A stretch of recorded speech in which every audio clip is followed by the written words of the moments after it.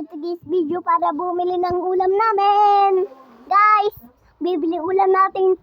Papa natin, bibili ulam. Ang dami ng views. Ay, dami ng views. 476. Kuya Aro, tingnan mo sa taas. Tingnan mo sa taas. Guys, utos ko lang si Papa para bumili ng ulam natin. Guys, para bumili ulam ng tatay natin. Para bibili ulam.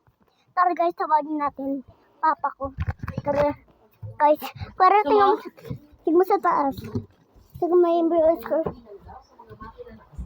Papa! Papa!